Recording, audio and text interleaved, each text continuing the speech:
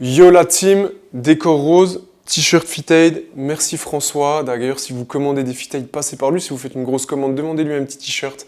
Il sera très content. En tout cas, il nous régale à chaque fois. Les amis annoncent tonitruante, Mallory O'Brien ne participera pas aux demi-finales.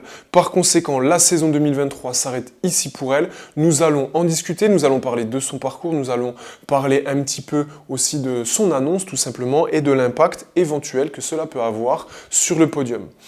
Qui est Mallory O'Brien? On va essayer de résumer un petit peu les choses. C'est l'égérie du CrossFit 2023. C'est la favorite pour le podium chez les féminines.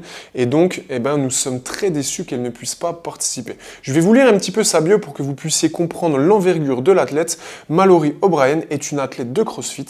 En 2022, à l'âge de 18 ans, elle est arrivée à la seconde place au CrossFit Games 2022, devenant ainsi la plus jeune personne à monter sur le podium. Plus tôt dans l'année, elle était encore la plus jeune personne à avoir remporté l'Open et en 2021, elle avait été nommée recrue de l'année par CrossFit. Donc déjà, ça annonce la couleur et on voit que c'est quelque chose d'incroyable.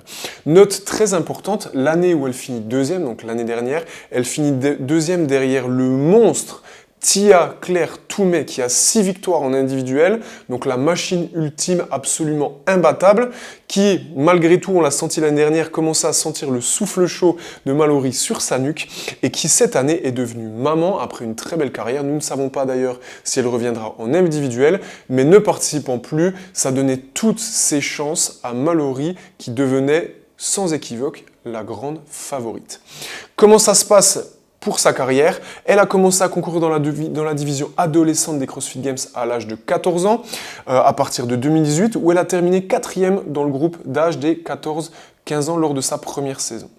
Elle s'est également qualifiée pour les CrossFit Games 2019 et a terminé 5e de sa tranche d'âge. Elle n'a pas concouru en 2020 et c'est un point très important pour se remettre d'un certain nombre de problèmes de santé. Elle a reçu un diagnostic de maladie de Lyme au début de l'année 2020, ce qui peut être une des raisons du fait qu'elle ne participera pas cette année. En 2021, elle a concouru pour la première fois en catégorie élite alors qu'elle pouvait rester encore dans la catégorie Teenagers. Elle a remporté une épreuve individuelle et est devenue la plus jeune concurrente, donc à remporter une épreuve des CrossFit Games. Elle a finalement terminé 7e pour l'année d'après, comme je vous le disais, terminer à la seconde place en étant vraiment incroyable. Donc vous avez vu le parcours? Vous avez vu le parcours? Est-ce que vous imaginez la bête que c'est? On va essayer de vous mettre quelques images pour que vous puissiez vraiment vous rendre compte de la personne incroyable et de la carrière extraordinaire qui se dessinait sur les 10 prochaines années la concernant.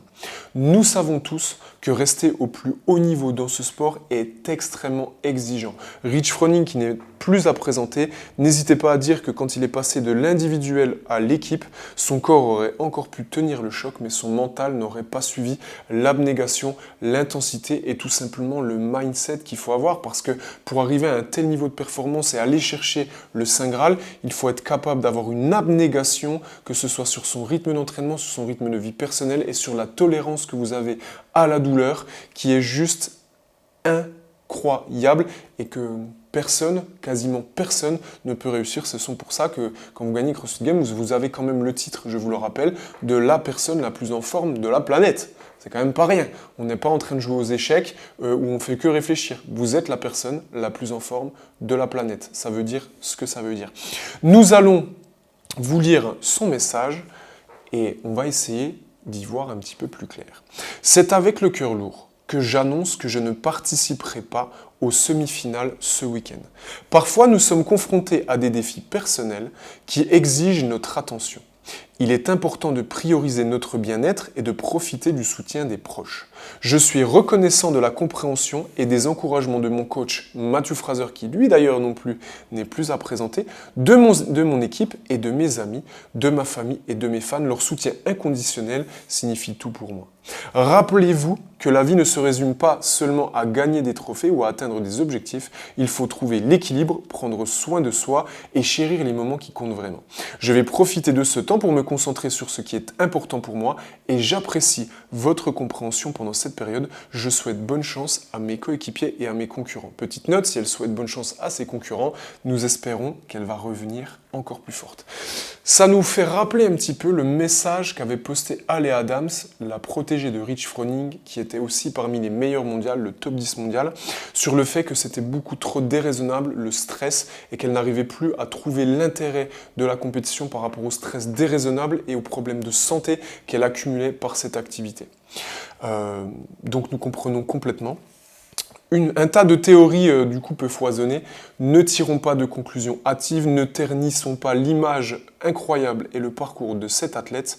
Et donc les théories qui peuvent foisonner, ça peut être très bien qu'elle peut avoir la maladie de Lyme ou une autre blessure, des problèmes personnels peut-être importants. Ça peut être également des théories un petit peu plus, on va dire, légères sur le fait qu'elle aurait peut-être éviter des contrôles antidopage ou des choses comme ça.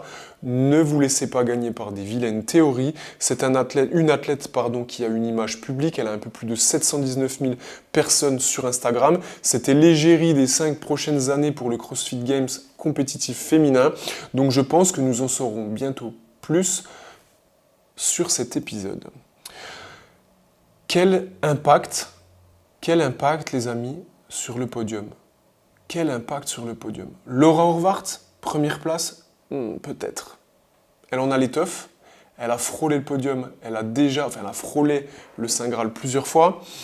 Mais je ne pense pas, les amis, je ne pense pas. Moi, je pense, ça ne tient qu'à moi. Mettez un commentaire si vous n'êtes pas d'accord. Je pense que Emma Lawson va créer l'exploit et prendra la première place au CrossFit Games féminin. Laura Horvath à la 2e place et pourquoi pas Gabriela Migala, l'européenne, qui est très très douée, je trouve, à la 3e place. Il y a une multitude de concurrentes, évidemment, mais je pense sincèrement que Emma Lawson prendra la première place. D'ailleurs, ça mériterait peut-être une vidéo assez détaillée sur cette athlète et son parcours. En attendant, nous sommes bien déçus de ne pas voir Mallory O'Brien. Nous lui souhaitons un bon rétablissement et une bonne continuation pour la suite. Nous attendons des nouvelles avec impatience. Les amis, si vous avez kiffé, mettez un petit pouce, likez, partagez, commentez, donnez de la visibilité à la chaîne. N'oubliez pas que ça nous permettra de vous proposer encore plus de contenu, de l'améliorer et de continuer à kiffer tous ensemble, garder la pêche.